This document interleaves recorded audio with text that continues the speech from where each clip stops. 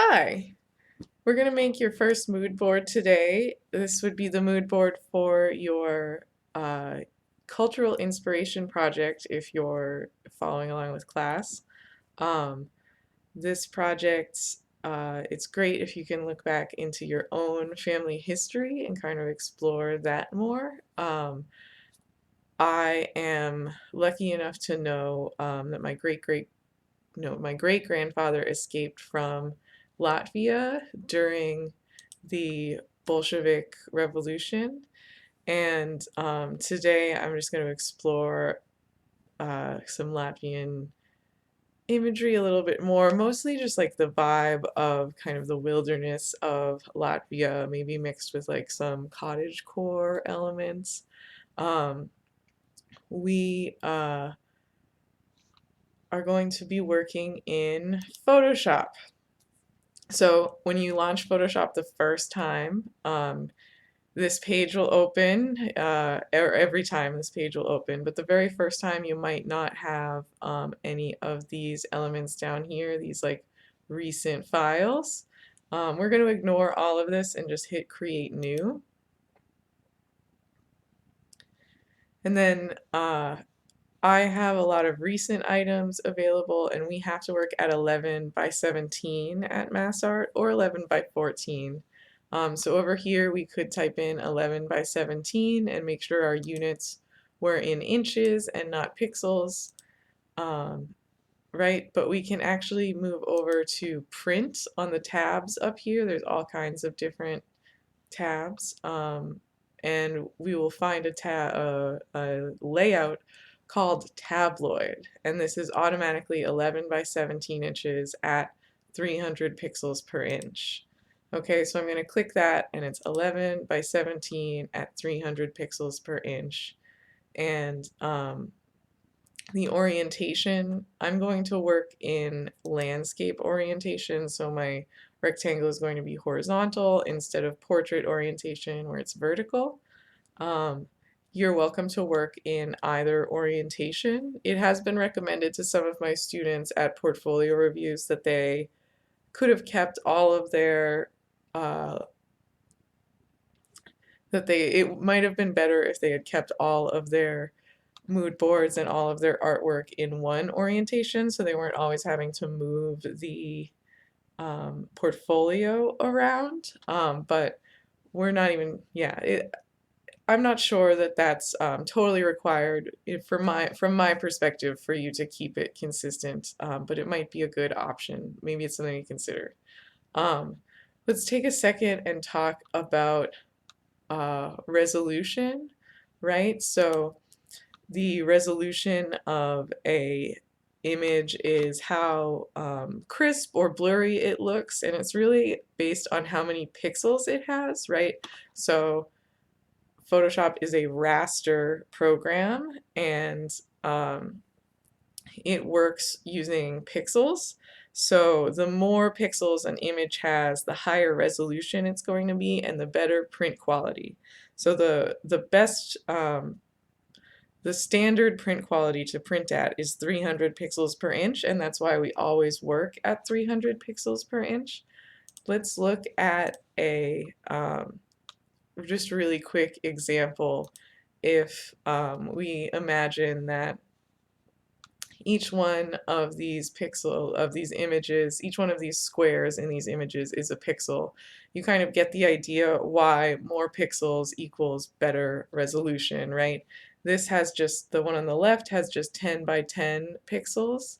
The one in the middle has 20 by 20 pixels, and the one on the right has 30 by 30 pixels. And even just that um, change in resolution has made for a much smoother circle here, right?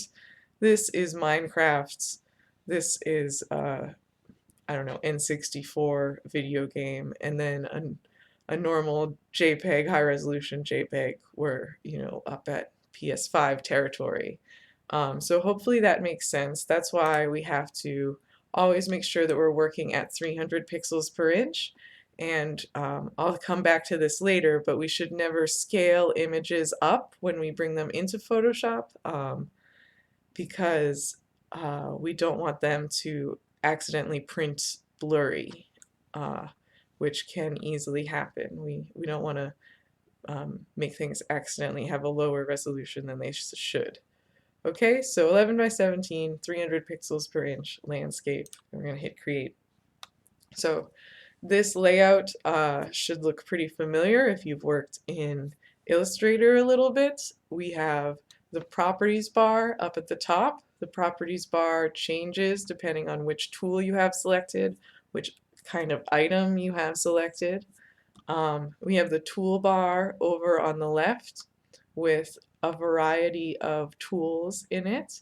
You may or may not have the exact same tools that I have, and they can be changed by going to, Window,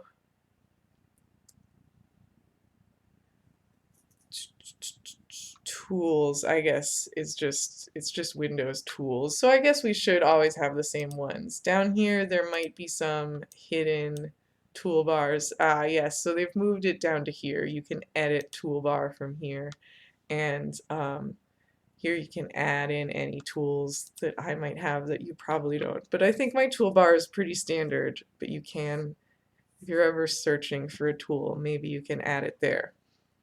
On the right, we have some panels, okay? So, for example, the layers panel. And I have my panels minimized because I'm very familiar with the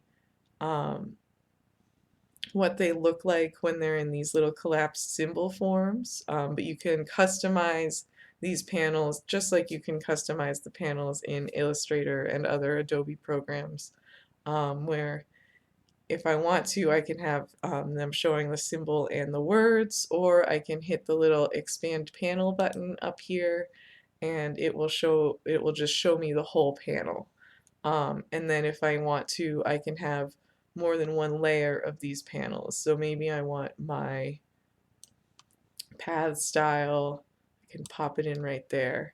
And then I'll always have my paragraph style in this panel, and if I want to, I can add even more options to this. Well, let me see. I think I can do. Oop. All right. Well, I'm going to put them back the way they were, at least by collapsing them like this. And then you can always move around the little chunks of panels that you've made. Okay.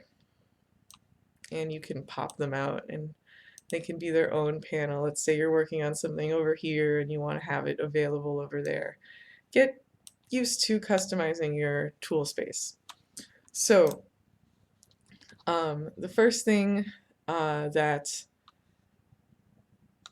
I want to talk about is actually how do we just get images in here? What do images look like? How do they function in here? How do we move them around and scale them and stuff?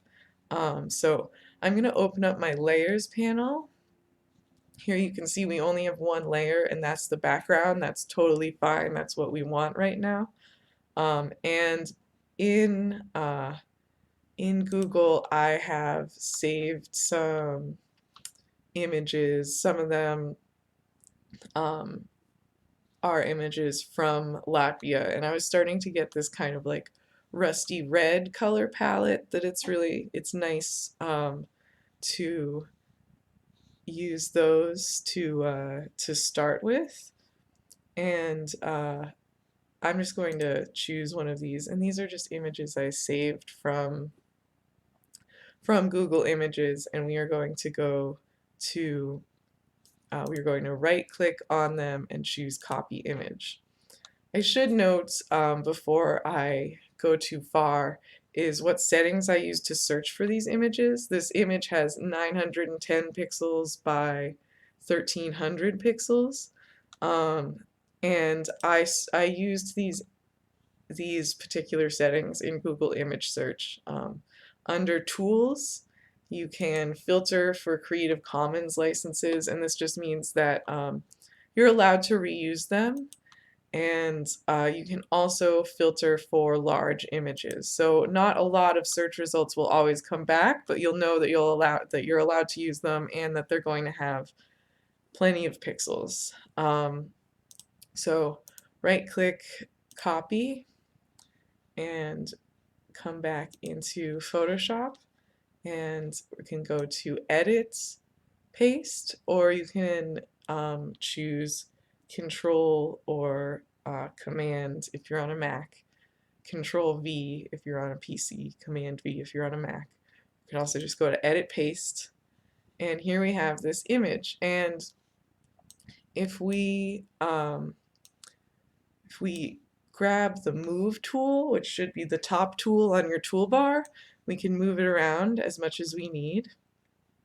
And we can also use this to learn how to scale. So I will only scale an image smaller in Photoshop. We never want to scale an image larger, right? But if we go to edit transform, or just edit free transform, actually is probably the easiest way to do it, the most straightforward way. We can go to free transform, and then we will get these handles, and these should be kind of familiar from Illustrator. In Photoshop, if you click and drag, it will automatically keep the proportions of the image. If you want to scale the image out of proportion, if you hold Shift while you're dragging, it will adjust the image. But we don't want to do that, so I hit Control Z, or you can hit Edit Undo to go backwards. Yeah, so I actually did make this a little bit bigger, and up at the top we can see that it's scaled up to 135%. So I'm going to hit Control Z a couple times, or we also could have just typed in 100% up in the width, and because the Maintain Aspect Ratio button is checked here, it would keep the ratio. For example, if we wanted to scale this down to 75%, not 750%. There we go. You can see it automatically kept that percentage in the height. So when we're done scaling, we can hit Enter. And it should apply the transformation. So I think I'm going to do a grid type layout, but I want to have a nice background first, and it can be difficult to find backgrounds that are the whole size of this page. Like if we keep pasting in our images from here, as beautiful as these are, they're only going to be a certain amount of pixels wide. Right, so they're all going to be pretty small on our 11 by 17 page. Now that we have 2 pixels in here, or 2 images in here, I just want to direct your attention to the layers panel. You can see that we have two images in here, layer 1 and layer 2. I've pasted both of these in here. So they're automatically pixels when you paste them in here. We're going to talk about bringing a file in a little bit. But you can see that because layer 2, I'm not sure why there would have been an error there. We can see that layer 2 is on top of layer 1, and we can flip that by clicking and dragging and reordering the layers in the layer panel. And we can also rename things in the layer panel. So I can call this lighthouse, and I can call this food cart or food vendor. So I'm just double clicking on the words in order to do that. Photoshop gives you different panels depending on where you click. So if you right click on the thumbnail, you're going to get a different panel than when you right click on like this empty space next to the words. So we're going to come back to those panels in a little bit for a specific application, but just know that there's always a few options for clicking in any Adobe program. So now that we've talked about reordering layers, uh, we can talk about the background layer. So, like I was mentioning, it can be difficult to find large enough images in Google Images to cover a whole 11 by 17 inch page at 300 pixels per inch. Like, that's a big page. It's a whole magazine spread.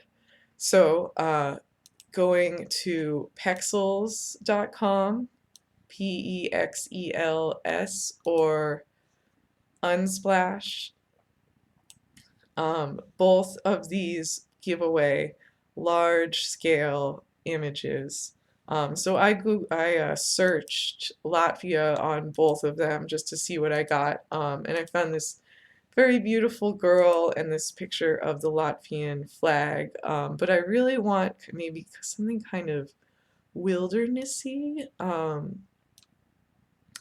So I might drift towards this image or this image of the woods. I guess we'll go with this. It's just going to be in the background, and we might overlay images on front of it.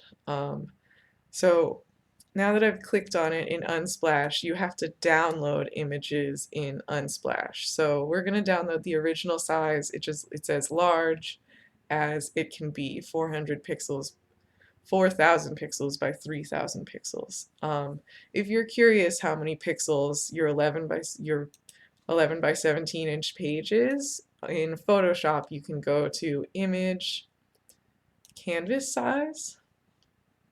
It popped up on my second screen, and we can change the units here to pixels, and we can see that it's 15,100 pixels wide and 3,300 pixels tall. So we'll see if this one even fills it. Let's try to get away with it. I'm gonna choose download, and I now have it in my downloads folder. That's how it works in Google Chrome. You can also do this with Google Images, right? If I wanted to download this image, I could right click and choose save image as, and then choose where you're going to save it. But I think copying and pasting from Google Images is actually easier. It actually saves you a step that we're going to go over now. So if I want to bring in this image, honestly, one of my favorite ways to do it is, let's just open up the file folder where it exists. I think we can even just go show in folder. And we want to get it and Photoshop in the same screen.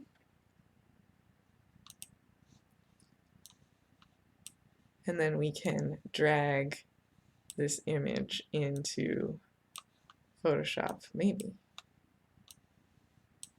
It's not letting me.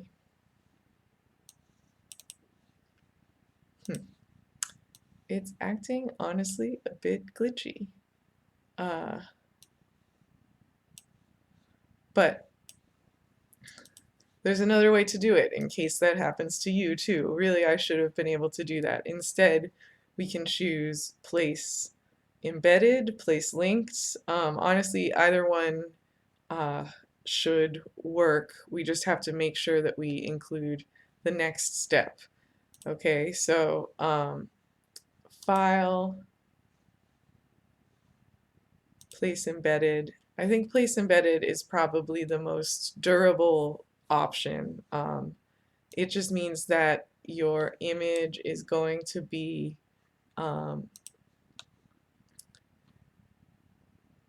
included in the file, so it means that you'll have a really large file but when you save and open it up on a different computer, if you didn't also move that file type uh, or that JPEG image, you'd still be able to have the same Photoshop file.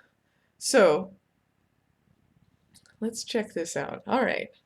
So when we look up at the top here, this is we've gone to File, Place Embedded, and right now I haven't hit Enter yet. Okay, this is still in free transform mode, which it always lets you use um, before you place an image for real. Okay, so this should happen whether you drag the image in from a file like I was trying to do, or whether you go to File, Place. Either way, we are going to just click and drag it larger so that it meets the edge. And if we look up the top, it still says that the width and the height are only at 28%, and I'm gonna believe it. It doesn't look like it's too blurry anyway, and it's just going to be the background image. So we do want it to be crisp and beautiful, but also it's hopefully not going to be the most important image on the page. So we can hit enter once we have scaled it to the size that we want, and it thinks and it places it. And let's look at the layers panel again. Now let's reorder these so we can still see both of our images. We notice in this image on here, this layer on here, we notice here that it has a tiny symbol next to it, where this just looks like what this lighthouse looks like on an empty page, and this food vendor just looks like it on an empty page. I actually labeled those backwards. This little thumbnail has the image on it, but then it also has this actual this little file next to it. What this symbol means, and it looks like a little page with a square next to it, I'm not sure how to describe it. What it means is that this image is still linked to its original file type. And that's fine that it's linked, but it might mean that things get lost track of when you move from computer to computer. Like if you were to bring this to a school computer, you might not have this image anymore. So what we want to do, or we want to consider doing, is choose rasterize layer. This is also going to allow you to do things like draw on the image, right? We can use the brush tool to draw on most layers. Like if we wanted to draw on this layer, we can draw. I've got a very fuzzy shape here. I'm just adjusting the brush settings. Right, we can draw that, and now this is on the same layer as the food, and we can adjust with the food. We can't do that on this layer because it is an unrasterized layer. It's still linked to its file. So if we right click on some empty space, not on the words, actually it does seem like clicking on the words did fine there. We can choose rasterize layer, and then if we wanted to, we could draw on this layer. We could select it and delete pixels like we're going to learn how to do in a minute. We could do any of those things, but we don't we definitely won't lose that image either. It's now part of the Photoshop file. Okay, so there's reasons to not do that. Like if we were planning on scaling this up again and we wanted to keep all of the pixels that the original image had, it would be fine to keep it. but also sometimes it's good to rasterize it. There's reasons to do both. Um, Okay, so now I've drawn this big heart on the page, and this is allowing me to demonstrate that layers work like big sheets of acetone. So if I wanted this heart to be on its own layer, the best thing would have been to make a new layer and start drawing on that. So if you want to, you can make a new layer and grab your brush tool and draw some new shapes on it or whatever you're going to do. Sometimes if you just want to add like an overall tone to an image, you can adjust there. Also, um, get rid of my image, we can adjust the color over here. So let's say I'm going to shut off these layers for a second. And let's say I know that I wanted my background to have a more greenish tone. I could make a new layer above my background layer. I could grab my brush tool. I could come up to my brush settings and make my brush really, really soft and really large. And also my opacity has already been lowered. That's why my hearts were see-through. But we can lower the opacity even more, or there's other kind of opacity settings we can change later. But this is kind of the simplest way to change color. Oh, I was going to do a greenish tint, but there's a pink one, and I can hit Control Z to undo. And to change color, I can either go to my swatches panel and choose a new color, and it's going to choose a new color for the foreground. In Photoshop, these two squares are representing the foreground and the background color, and normally most tools work with the foreground color. So we can choose a green and draw with a green over it instead. So that's one like really basic way to make to change colors of images, but we're gonna go over how to do that for real in a bit. But that's just also another explanation of layers. So let me get a different tool and off of this, make this smaller, more manageable for the next time we come back to it. We just need the move tool. Some tools have other tools hidden underneath them when you click and hold on them. So the move tool, our move tool has auto select turned on. My move tool does. If you don't have auto select turned on and you go to move something, it will not automatically change to that layer, right? Like we have the food layer selected, and if we want to move this heart, we can just automatically click on it and move it. But if we have auto select turned off, I don't know why it's giving me that layer. I hope everything's going fine with the recording.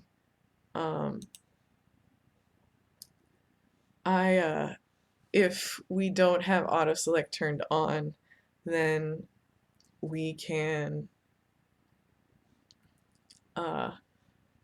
just move, we can only move the object that we have selected in the layers panel, right? So if we turn off auto select and we try to move, even if we're trying to click on the lighthouse, we aren't moving it, we're only moving the heart. So auto select is good to have on in some situations. In some finicky situations, it's not good to have on. I'm going to delete these hearts. This heart, if I hit delete, if I just hit the trash down here in the layer panel, that's really odd that it's doing this to me. If I just selected it and then hit the trash, it would also delete this image I have of the food vendor. So instead, I'm going to use this opportunity to talk about the selection tools. So the selection tools are these three tools. These three slots. There are more than three tools in here. There's the rectangular rectangle tool and the elliptical selection tool. And then there's the different types of lasso tools, and then there's these specialty selection tools. And we're going to go over all of them. But to start off with, I'm going to choose the rectangular marquee tool. And this is going to allow us to delete the heart and not this shape. Basically, we need to select the heart. So I'm clicking and dragging a box around it, and then I'm going to hit delete. And now we have this box selected. You can see this tiny marching ants around it. That's what this dotted line is called. So to get rid of that, and you do want to get used to deselecting after you select stuff, because it does affect things. Your workflow will be affected if you forget to deselect. So we're going to go to select, deselect, or you can get comfortable with hitting Control and D at the same time. So now we just have this beautiful man. All right, so I'm going to lay down a grid really quick. A gridded mood board, or like a really organized mood board, is a great way to organize your thoughts. So we are going to go to View. Make sure your rulers are turned on. And then we are going to go to New Guide Layout. New Guide Layout. And in here we can set margins, and you can see it's automatically thrown some margins down. In graphic design, traditionally, like what's considered the most aesthetic is to have larger top margins and thinner side margins. So that's how I have this set up. And then we can also add a certain number of columns and rows, and we can raise the like margin gutter, or the column gutter between them. So we definitely don't need the gutter to be a whole inch, but maybe like 0.25 on both of them. And these are just going to be invisible guides. They won't print, they won't save as a JPEG or a PDF. They're just to help you. And oops, there we go. I am going to give it, what do we think, 3 columns.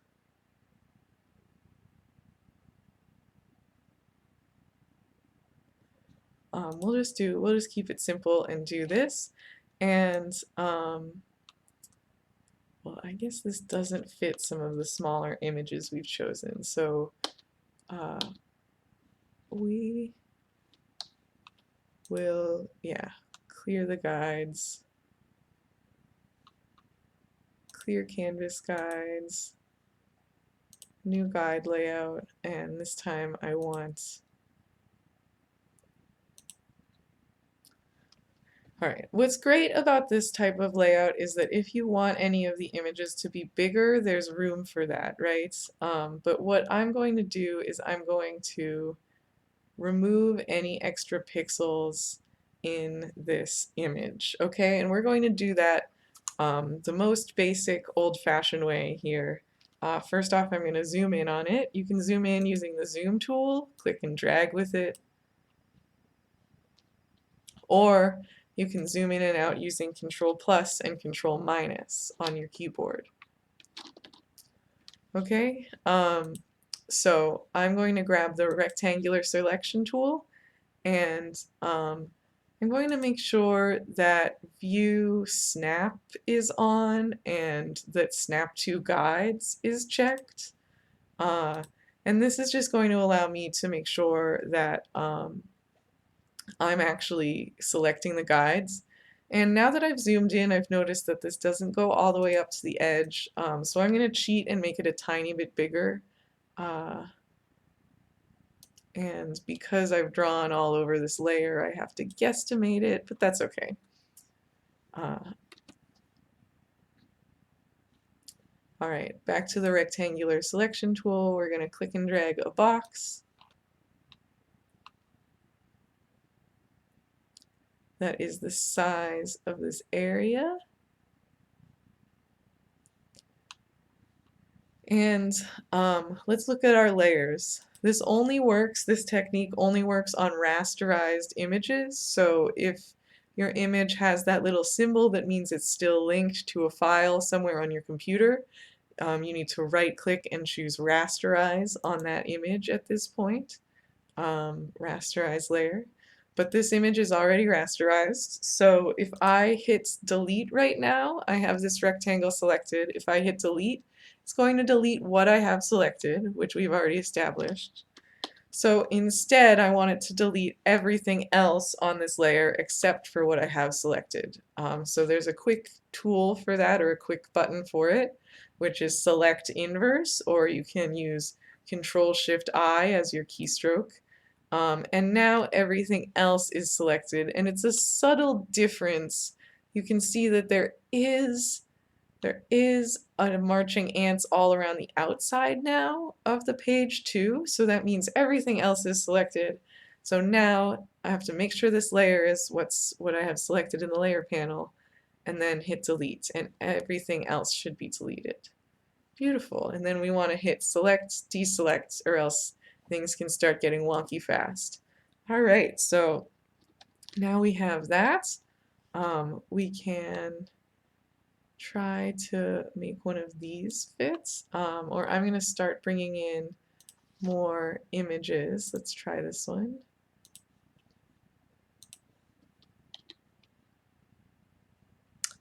Beautiful.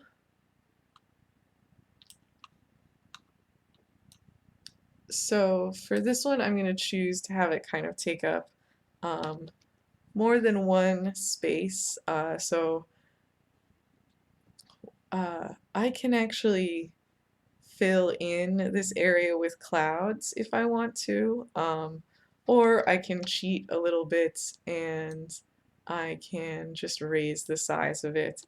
And as long as you're not changing the scale massively, you can kind of get away from that, but it's a slippery slope.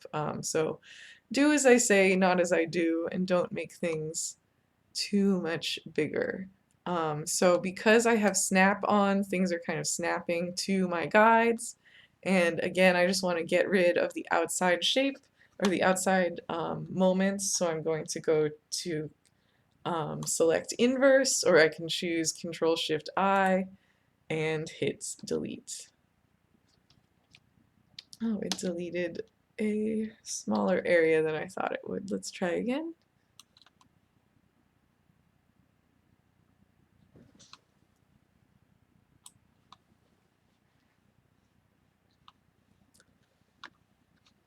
Control-Shift-I and delete.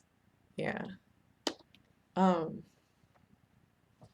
So something that's great to incorporate into your mood boards is text. That's something you should definitely consider leaving room for. So let's make some text in Photoshop really quick. And then we will come back and we will do a couple more of the selection tools. So I am going to actually just click once with my type tool, and it automatically makes something called a lorem ipsum, which is just like fill placeholder text. So that's what this says. It's just huge. That's okay though, this scale might actually be good, and I'm actually kind of into this font that I was using for something else. So let's try, yeah.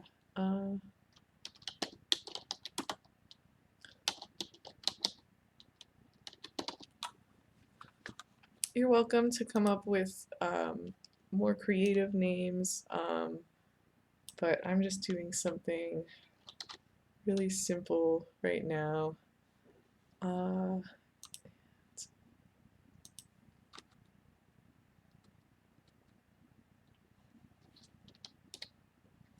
Let's change the size of the font by coming up into the top, into the properties panel. Since we're using text right now, we can change the size up in the properties panel.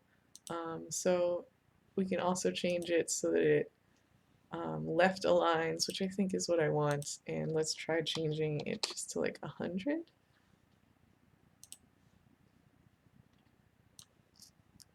Beautiful.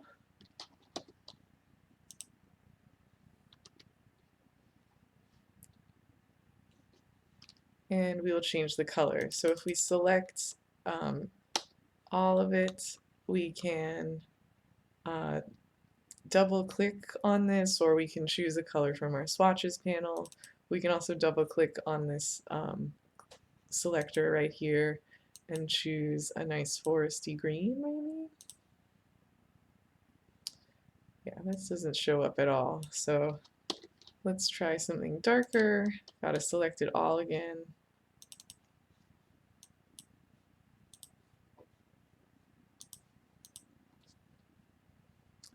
Cool. I'm okay with the fact that that blends in. I've accidentally moved this layer, and it can be kind of annoying to end up accidentally moving layers sometimes. So if you need to lock a layer, you're welcome to select the layer and then come up to the lock. So we'll do that with both of our background layers. Beautiful.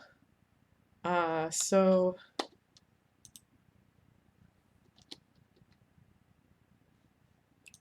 sometimes Photoshop will change the type size, but not the distance between the space of your, like if I've hit enter, it's moving like only 72 points instead of 100 points. So we can change that by clicking on this little panel, which will open up your character panel. And in most cases, you want this, which is the spacing, to be the same type size as this, the same point size as this. So if I put in 100 points here, it should be that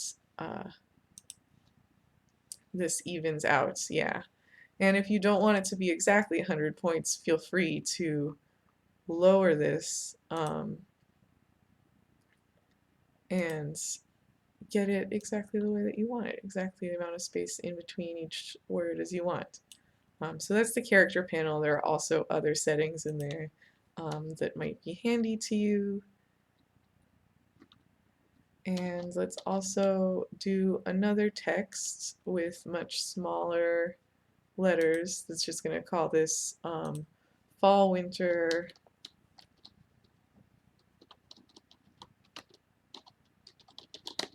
Oh, why did it? I guess there's no slash in this font, so it like reverted back to a normal font. We'll call this fall, winter 2021. And we will change the font of this to a font that actually accepts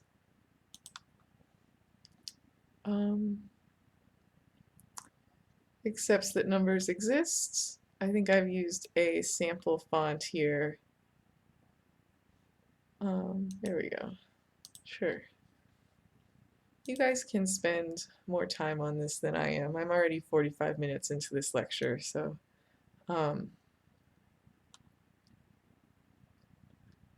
there we have that. I'm going to try to fit this all into this little section. Yeah, there we go.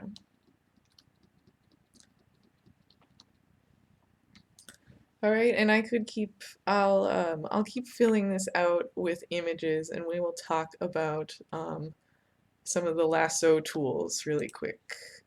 So let's go back to, there was this,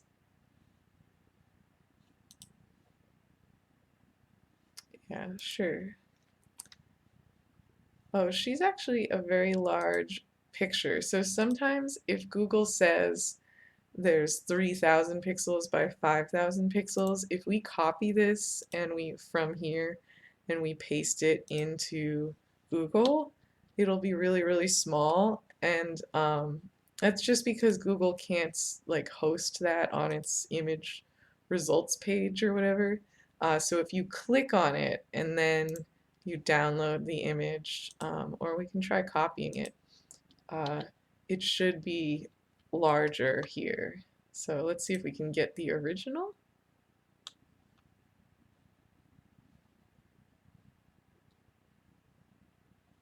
I've never,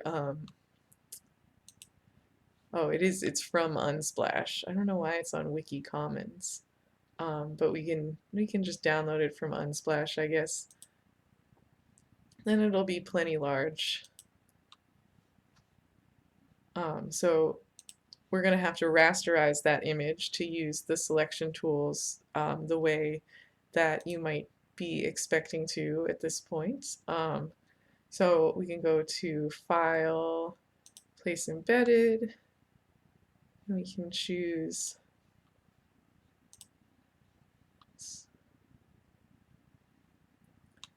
and we'll leave her plenty large at this point. And what I want to do actually is kind of leave the field behind her, but have her like top come out into the trees, or at least that's what I'm going to attempt. So let's make her the size of a more appropriate size.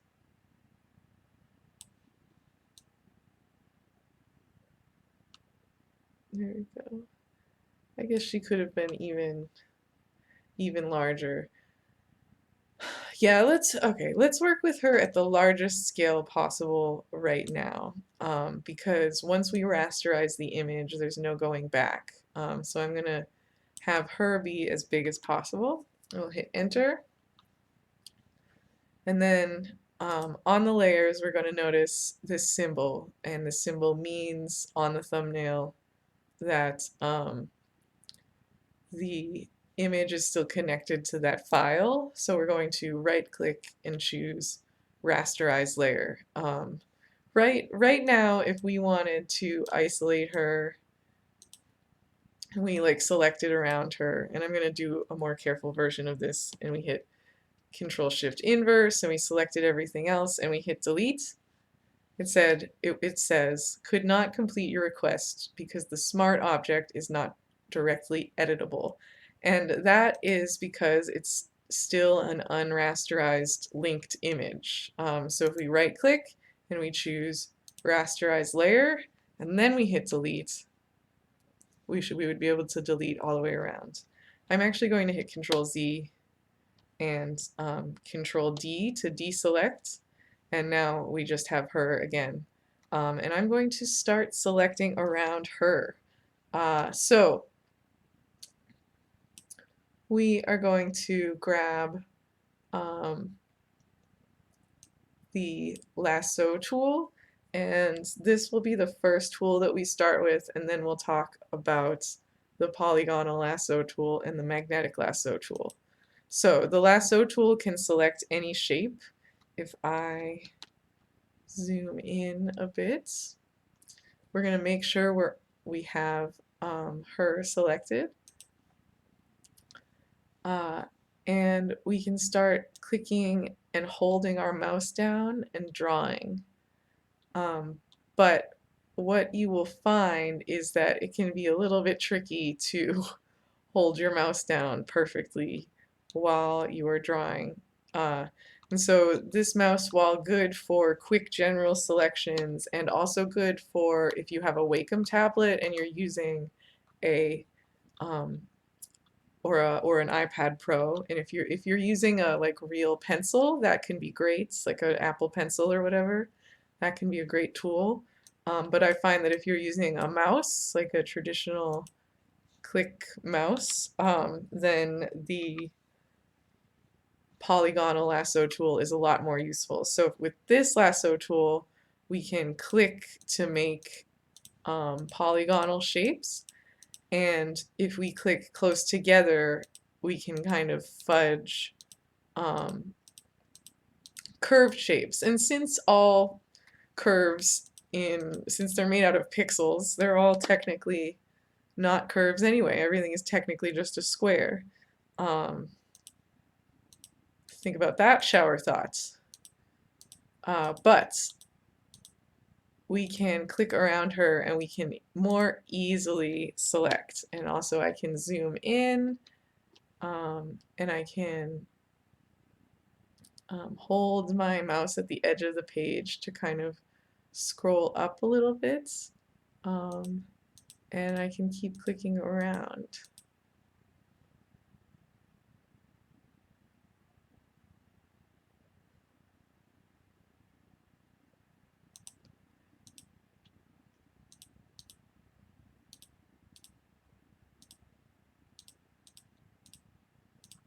When you get to the end of your double clicking, or just of your clicking, you shouldn't double click yet until the end, because at the end then you can double click. Okay, so yeah, there it goes. It is letting me go down very slowly.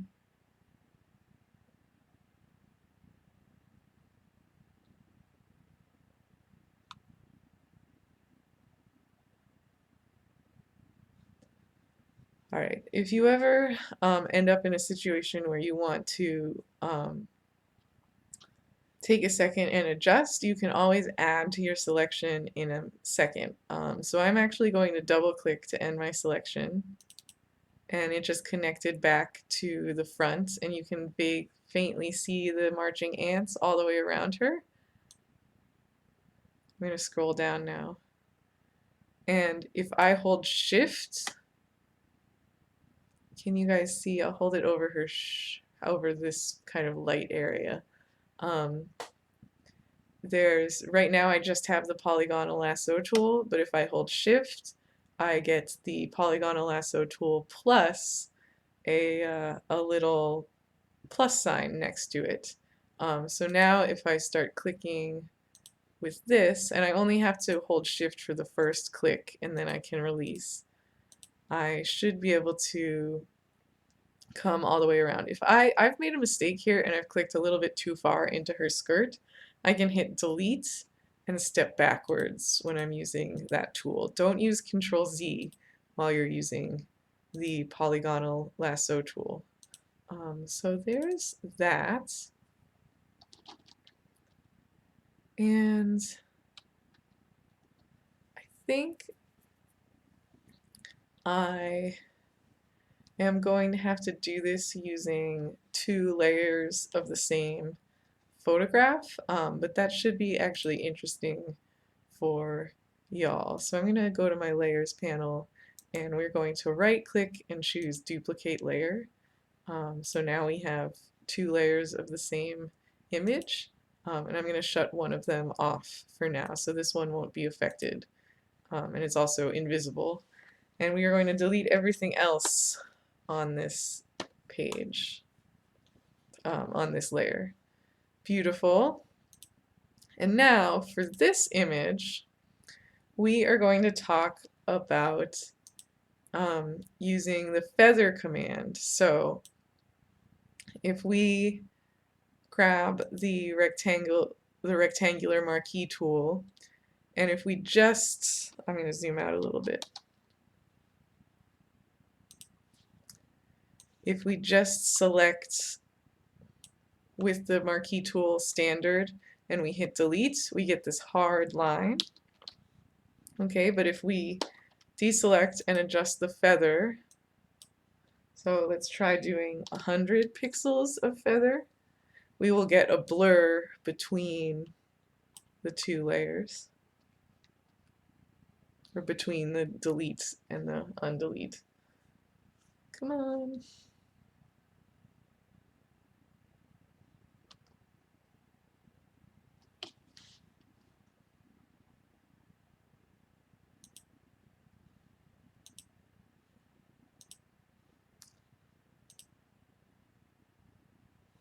Alright, it's mad at me. So normally should work. There we go.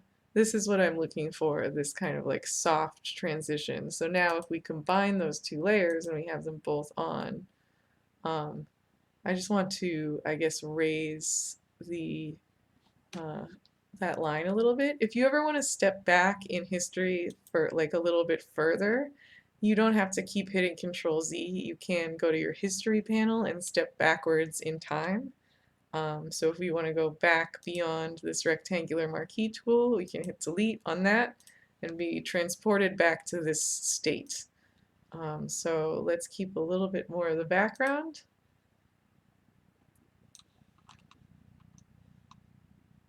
I guess all the way up to there. Delete and try and delete again. And then what we can do is we can link these layers together. There we go. That time it worked fine. Throw that on. There we go. Now she's kind of emerging out of the field onto our mood board. Let's select both of these. I'm holding Shift and clicking one and clicking the other in the layer panel, and we are going to come down to the bottom and choose Link. And now, like if we hit Control T on just one of them, it should automatically have us adjust the other one as well.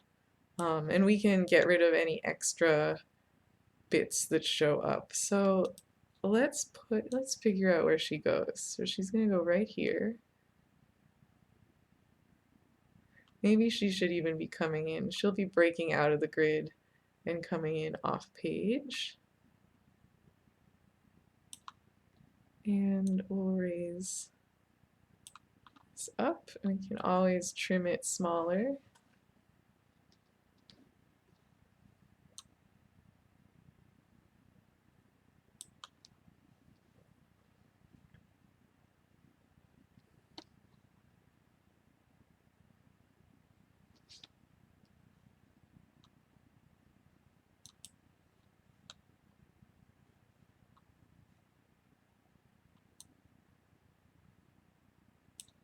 Okay.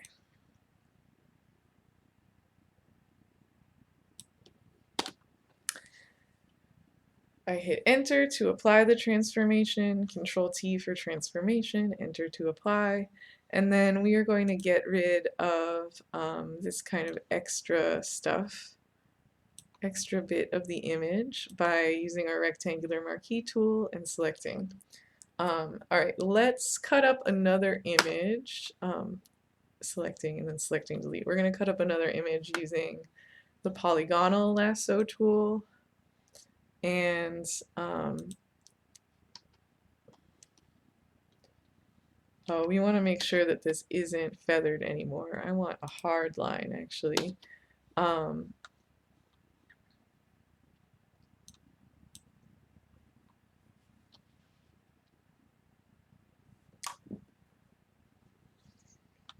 Zero pixels, and then draw that. And then delete.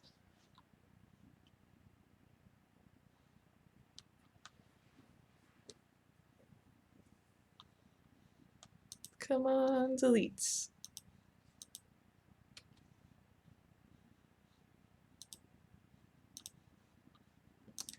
I am so frustrated. Alright. Seems like maybe it wanted me to be on the move tool. Okay, let's cut up another couple images and just keep going over the selection tools, which is the main point of today's lecture. So let's add this house. This will be nice and easy to cut up using the magnetic lasso tool because like the colors, the difference between the colors is really obvious, which is what the magnetic lasso tool loves. This also says it's really big, so let's hope that maybe, alright, so that worked. Let's maybe it'll be coming in off of the side over here or something. I'm not sure where this is going to go yet, but I know that I don't need it to have the background. So I'm just going to trim it out at this size. And if you are ever getting distracted, you can always like shut off other layers for the moment and just focus on one thing at a time. That's what the eyeball tools do. Interesting. Okay, there we go. It was just glitching there for a second. I, I hope my computer survives the semester. Uh, let's try the magnetic lasso tool. What this does is it sticks to the edge of an image and it kind of uses its AI in order to help you select around an image. This is really useful when used in combination with the polygonal lasso tool. And for a lot of people, this is their favorite tool. So I'm just clicking, I just clicked once, and now I'm actually just hovering my mouse around the outside of this and kind of just hoping that it does what I want it to do. If there's ever a place where it's not working, like if I really want it to have a corner here, I can click here. But it's also just going to do its best to stick in between the lines, or on the color lines, the differences between the color, the edge of the colors. All right, and down. Oh, honestly, that looks pretty good. I wonder if we can get this bush in there and go all the way around the outside. And then we'll go back up this brown shed. And when we get to the end, we can double click and it automatically selects all the way around. So let's delete that and see what that looks like. Oops. We'll do Control Shift Inverse and hit delete. And now I could have gone back in and selected more of that bush actually. So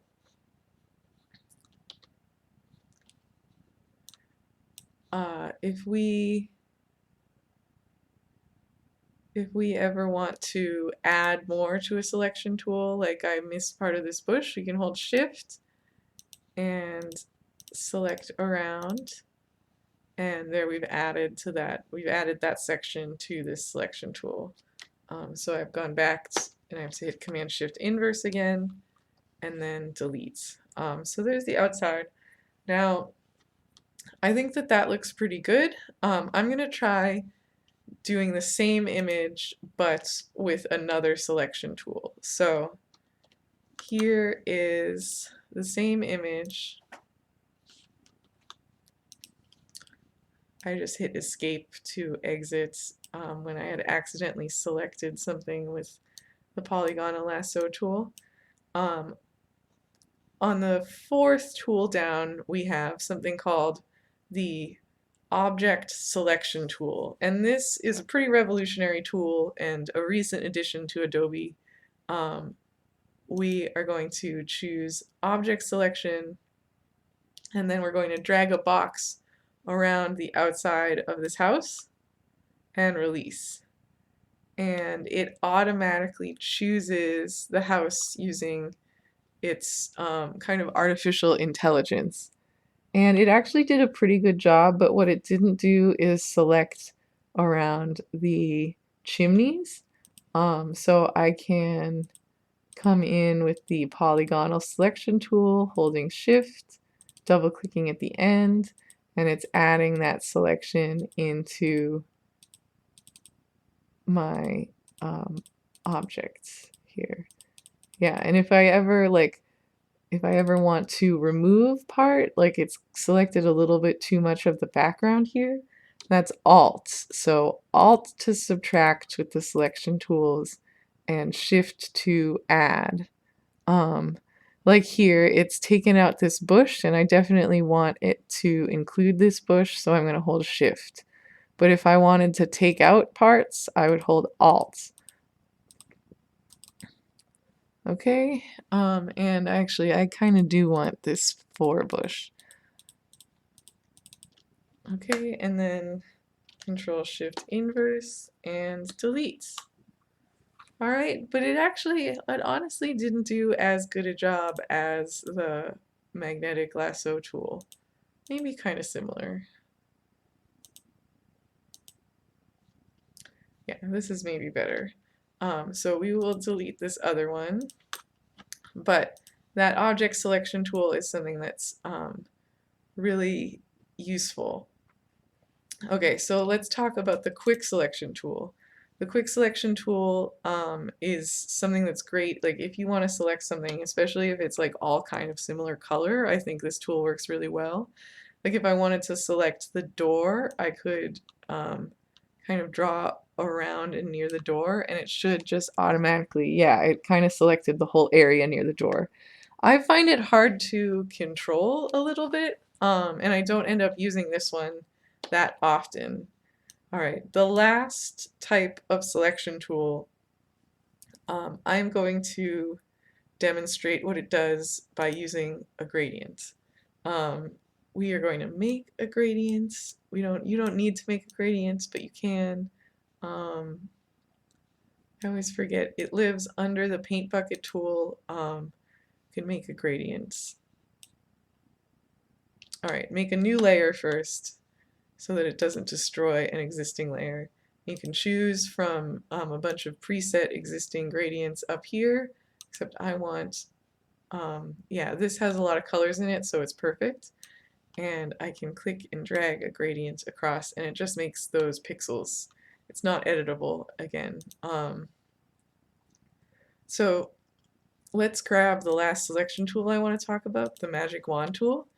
And what the magic wand tool does is it selects all of the pixels on the page that are the same color as your as the pixel that you click on.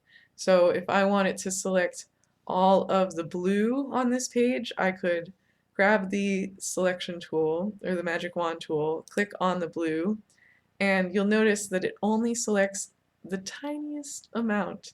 And that is because those are the only pixels um, that are touching the original pixel that I clicked on that are the exact same color blue, okay? So if we want it to be able to pick up like, well, that's maybe a little bit too specific Photoshop, I just want it to pick up blue, you know? Let's try raising the tolerance. The tolerance is how picky it is, right? So 0 tolerance means it can't stand any other pixels that aren't the exact same color. Let's try raising it to something like 50 tolerance. Well, first let's try 10. We'll step it up bit by bit. So 10 tolerance, see it's picked up this much of a stripe. And then let's try 50. It's picked up a whole chunk of the stripe, okay? But notice it hasn't picked up this blue over here. If we want it to pick up blues that aren't connected to the blue that you click on, or the color that you click on, or the color, yeah, we want to uncheck the word contiguous, okay? So now if we uncheck contiguous, I'm going to deselect for a second, and then click on the blue, it should collect, yes, it did also select this blue as well. Okay, so contiguous means touching. If you are familiar with geography, you might know that the contiguous United States is the United States that is touching each other, so except for Hawaii and Alaska. All of the states except for Hawaii and Alaska are the contiguous United States, right?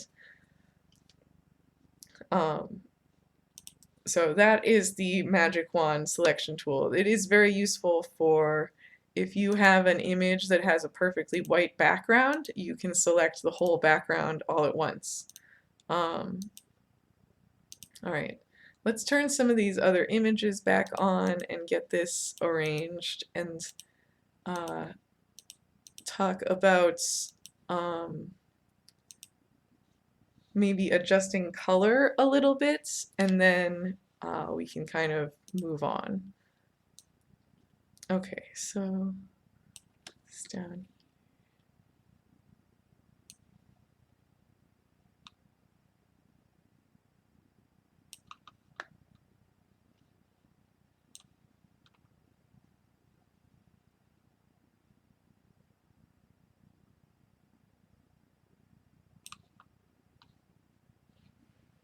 Beautiful.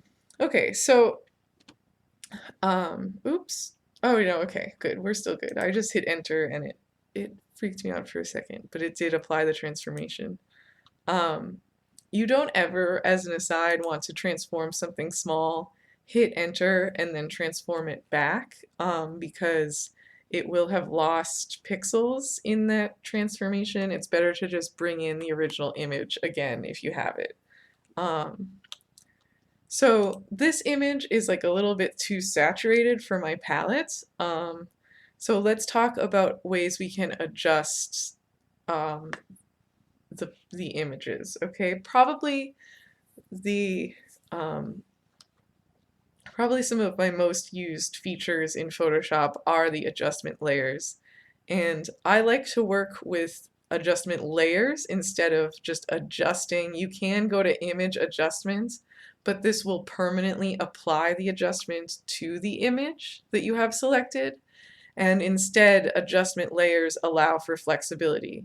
So if we choose the adjustment panel, I'm going to start by choosing hue/saturation, and you can hover over these to see what each of these do, and they each have an explanation that we might talk about a few of them, but probably not all of them. But hue/saturation and is one of my most used alongside brightness/contrast. But we're just going to talk about hue/saturation today. Um, so hue/saturation opened, and if we go to my layers panel, I'm actually going to pop this panel out so we can look at it in my layers panel at the same time.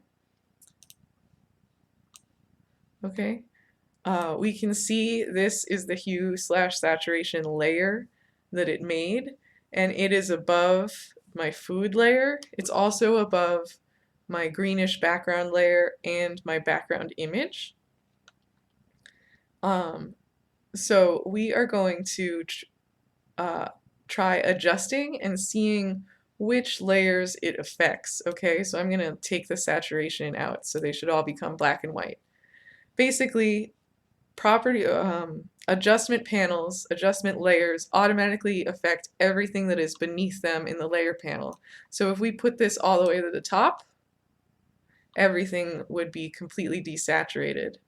If we just put it above, if we above a few of them, only the ones underneath will be desaturated. I only want to affect this layer, okay? So in order to do that, we need to select our hue/saturation layer, find the properties panel for this layer, and we're going to click this little button, which means the adjustment affects all layers below right now. But if we click, the adjustment layer only affects the layer below. Okay, so that food is now the only one that's black and white. And I didn't really want to make it black and white. I just wanted to make it a little bit less saturated than it was because it was a little bit too bright for the rest of the vibes. Something like that. With hue/saturation, you can also adjust the color. So if I wanted this to be a different color vibe, I could drag the hue slider and adjust. Okay, we'll keep it pretty much center. Maybe we can do a little bit more of the reddish side. And then we can also adjust like the brightness in here if we need to, but I'm going to keep it at the same. Okay, so those two, it's nice to then kind of link them together. It's not too important, but you can. Okay. I am feeling pretty okay about this. I wish that this, yeah, maybe I want this right there. And then this is just kind of like an abstract shape behind here more than anything. We could also experiment with the layout, like maybe we want this here or here. All of these should be the same size because I made them for the uh, image. Yeah, that's starting to look like something. All right. So once you have your mood board all set up exactly the way that you want it, and I would probably futz with this a little bit longer, but I have to move on here. I am going to, you can go, once you're done, first off, you should save your Photoshop file, right? File, save, and we want to save it as a PSD file, okay? Um, please share, please save your Photoshop files for your own personal reference, okay? You can't edit a JPEG like you can a Photoshop file. So we are going to save this.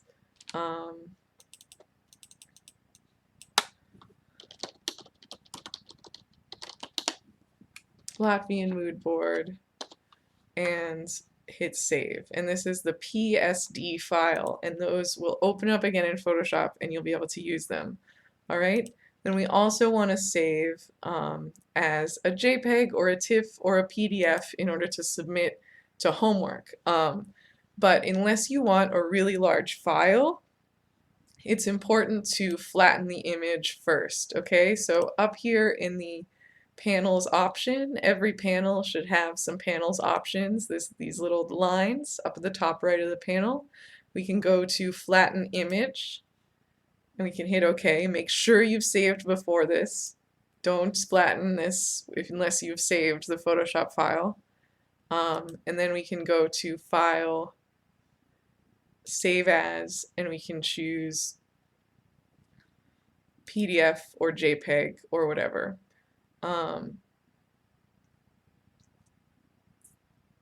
But it's good practice to flatten the image first before you save.